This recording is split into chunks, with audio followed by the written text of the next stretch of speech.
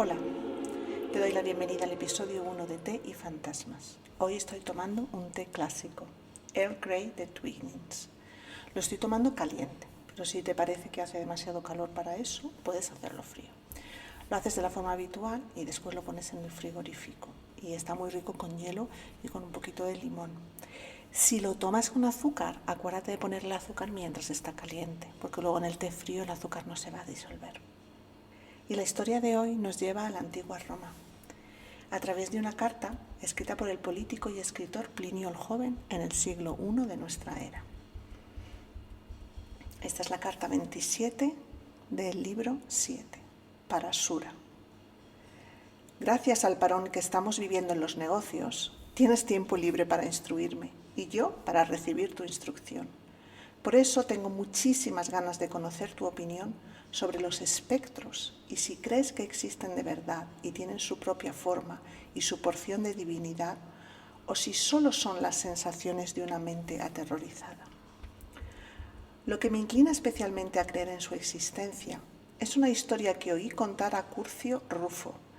Cuando estaba pasando una mala racha y todavía no era conocido, trabajó como asistente del nuevo gobernador de África en esa provincia.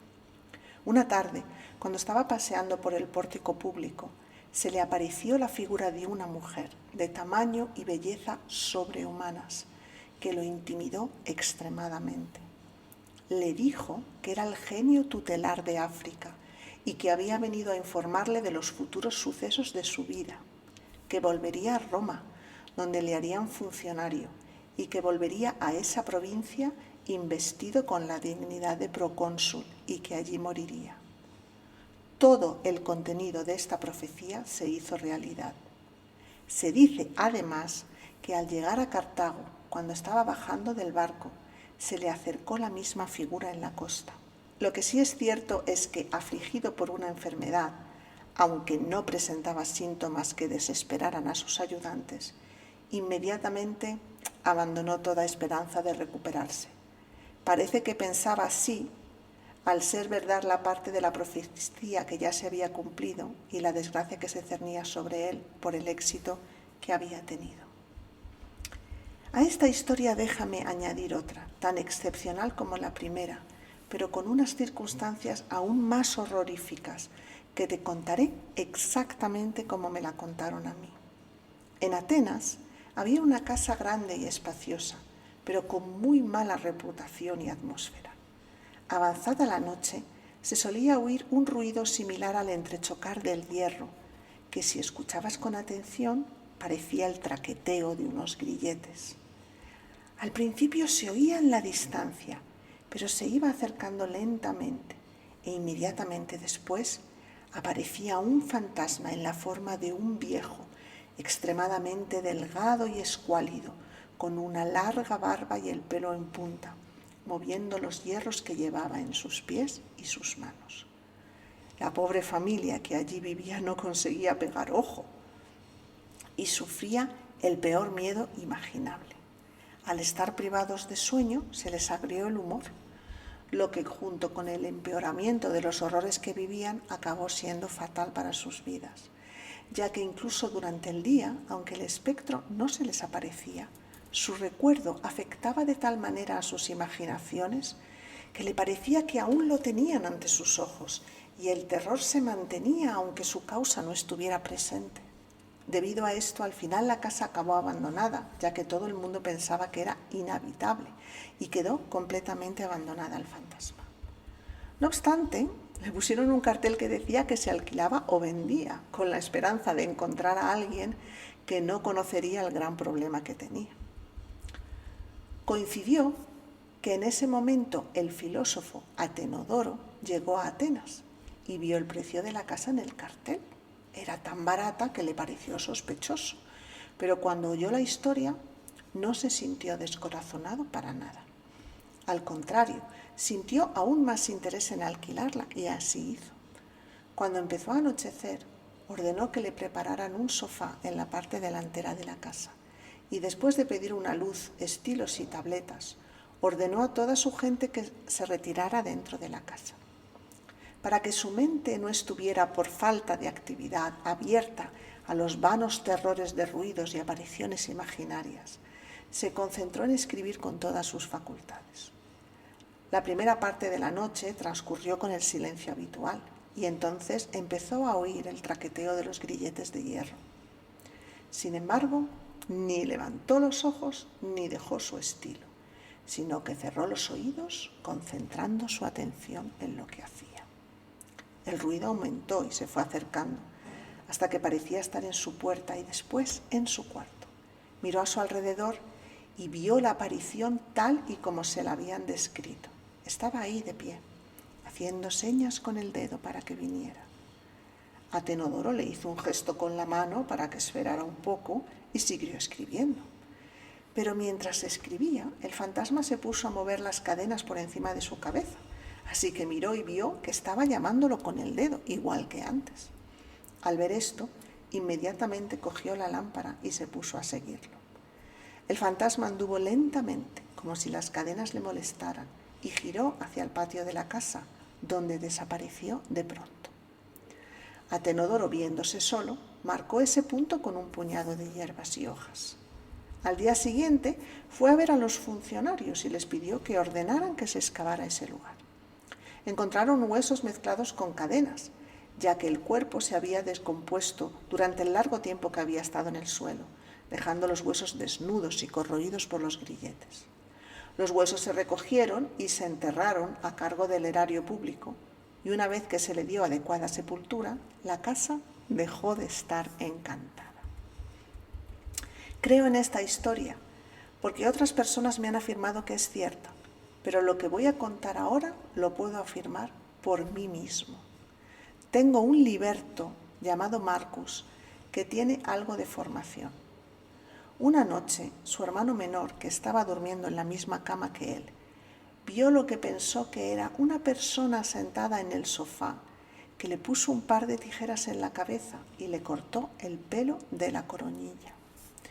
Por la mañana encontraron que la coronilla del chico estaba afeitado y el pelo estaba tirado por el suelo. Al cabo de cierto tiempo ocurrió algo similar que confirma la veracidad del primer suceso.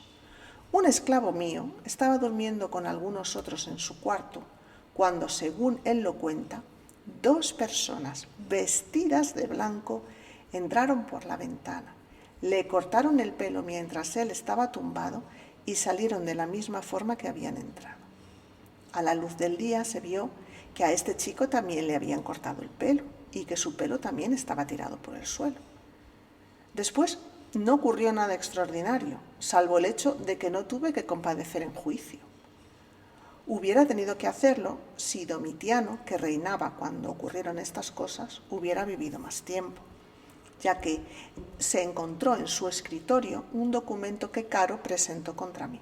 Por lo tanto, se puede pensar que, como es costumbre que las personas encausadas se dejen crecer el pelo, el hecho de que se cortara el pelo de mis criados era señal de que evitaría ese peligro que me amenazaba. Por lo tanto, te ruego que apliques tu conocimiento a este asunto.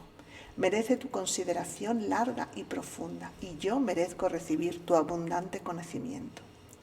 Y si acabas como sueles defendiendo ambas posturas, espero que pongas tus mejores razones en una balanza y que no me dejes en suspense y desconcierto, ya que te consulto precisamente para resolver mis dudas. Adiós. Esta es una carta escrita por Plinio el Joven a Lucio Sura en el siglo I de nuestra era. Plinio el Joven fue un abogado, escritor y científico de la antigua Roma, que era sobrino e hijo adoptivo de Plinio el Viejo. Plinio el Viejo era lo que se le considera el mejor naturalista de la antigüedad. Y Plinio el Viejo adoptó, como era costumbre en Roma, era bastante costumbre adoptar adultos, adoptó a Plinio el Joven, que había perdido a sus padres siendo niño. Plinio el Joven estudió en Roma y empezó a la carrera de leyes a la edad de 19 años y acabó siendo un hombre muy respetado tanto por su moderación y por su honestidad como por su oratoria y sus capacidades como escritor. tiene muchísimas cartas que se han conservado y una de ellas es muy famosa porque es donde describe la erupción del monte Vesubio que destrozó la ciudad de Pompeya. Plinio el Joven estaba en una isla en el Mediterráneo y vio a lo lejos la destrucción de Pompeya, donde estaba su padre adoptivo Plinio el Viejo, que murió en la erupción. Y la persona a la que le escribe la carta es Lucio Sura, que era un político y militar romano, que fue cónsul y estaba era dentro del círculo de los emperadores, etc. O sea que era un político con bastante éxito. En esta carta que Plinio el Joven le escribe a Sura, hay 3 historias paranormales. La primera es la del genio tutelar. Digamos que el genio tutelar sería como el espíritu de un lugar, y entonces aquí se trataría de que un político, en un momento malo de su carrera, se le aparece, digamos, el espíritu de África y le dice: no te preocupes, macho, que tú vas a llegar a procónsul y serás procónsul de la provincia África, que era la provincia romana que ocupaba el norte de África. Luego tenemos la historia del fantasma de la casa encantada, que es una historia preciosa y tiene todos los elementos típicos de una historia de fantasmas. Y luego tenemos la extraña historia de la gente que entra por la noche a cortar el pelo a los criados de este señor. Es muy curioso que 2 de esas historias, tanto la del genio tutelar como la del pelo cortado, se relacionan con profecías, ¿vale? Y es en la historia de lo paranormal muchas veces se ha relacionado a los muertos con las profecías y a lo paranormal con las profecías. De hecho, la palabra necromancia lo que significa es necro, muerto, y mancia, adivinación. Entonces, la necromancia es no el uso de los muertos o de partes de un cadáver para hacer magia, como algunas veces se piensa, sino que es la adivinación consultando a las almas de los muertos. Por ejemplo, una ouija, si se le hacen preguntas sobre el futuro, sería totalmente necromancia. Y la necromancia era una práctica en la antigüedad muy, muy importante. Así que estas son historias que yo diría que son muy típicas de la antigüedad y que hoy en día a lo mejor no son tan comunes. No es tan común oír una historia en la que algún suceso paranormal prediga el futuro. Mientras que la tercera historia, la del fantasma de la casa encantada, sí que es una historia totalmente moderna. En este caso es el caso de una persona que ha recibido un enterramiento incorrecto y que incluso da a pensar que ha sido víctima de un crimen por los grilletes y que básicamente sigue en la casa porque tiene pendiente que se le entierre de forma correcta, y una vez que se le consigue enterrar de forma correcta, pues digamos que pasa a mejor vida. La historia del fantasma a mí me fascina porque tenemos primero el fantasma y luego también tenemos a las personas vivas que están interactuando con el fantasma y que pueden adoptar 2 posturas. La postura de víctima, como es la familia que básicamente se le arruina la salud y vive en un miedo permanente día y noche y no consigue dormir y acaba abandonando la casa. Y luego está el investigador paranormal, que es un tío estoico, que no se asusta, que está muy pendiente de separar la realidad de la imaginación y que cuando constata la realidad pues busca una solución al problema. Y este investigador paranormal, aunque no tiene toda la tecnología que tenemos nosotros, sí que dentro de sus capacidades y de la tecnología de la antigüedad está haciendo un trabajo paranormal. Y eso me hace pensar que desde el principio existe la investigación paranormal y el deseo de los seres humanos de entender estos fenómenos y no simplemente limitarse a ser testigo, ¿no? Sino de entender el cómo, el por qué y poner una solución en los casos en los que se puede.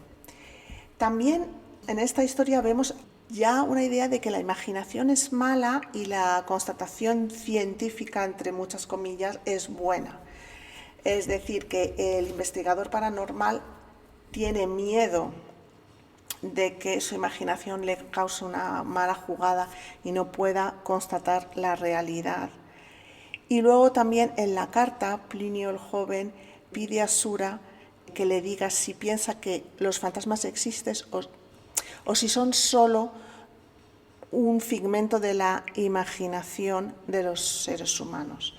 Y aquí esa dicotomía realidad e imaginación, que es muy fuerte, luego se va a ver todo a lo largo de la historia, pero hoy en día creo que podemos cuestionarla, porque nosotros, los seres humanos, entendemos el mundo a través de nuestros sentidos. Y entonces, si percibimos algo con los sentidos, en mi opinión, esa cosa es real, por lo menos para algunos valores de la realidad, ¿no? Para algunos valores de la palabra real. Y no porque algo implique la imaginación es malo o inexistente. Pero aquí ya tenemos esa dicotomía muy, muy marcada.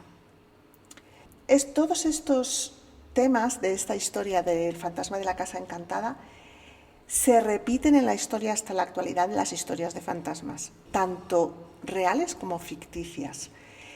Por ejemplo, he encontrado un trabajo muy interesante de Francisco García Jurado, de la Universidad Complutense, donde lee esta carta como relato gótico, ¿no? La lee como si fuera un relato de del estilo literario que se denomina gótico. Y mira la influencia de esta historia en los relatos de fantasmas posteriores, debo decir, en los relatos de ficción posteriores y hasta la actualidad.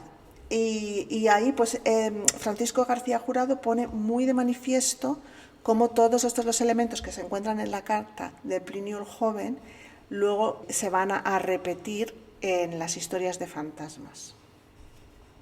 Me parece muy interesante que a lo largo de los siglos podamos ver que siempre hay una serie de explicaciones humanas para los fenómenos paranormales y que de alguna forma los fenómenos paranormales se mantienen bastante fijos. Es decir, no es que las culturas tengan fenómenos paranormales totalmente diferentes, sino que hay un hilo conductor en los fenómenos paranormales que percibe toda la realidad. Y esto es una cosa que me gustaría explorar en otros capítulos, si os parece interesante. Pero ya terminamos por hoy. Gracias por escuchar TI Fantasmas. Sigue el podcast para no perderte ningún episodio. Búscame en Instagram, @t.i.fantasmas. Y si te interesa algún tema concreto o quieres contarme tus experiencias paranormales, puedes escribirme a tifantasmas@gmail.com. Nos vemos la semana que viene.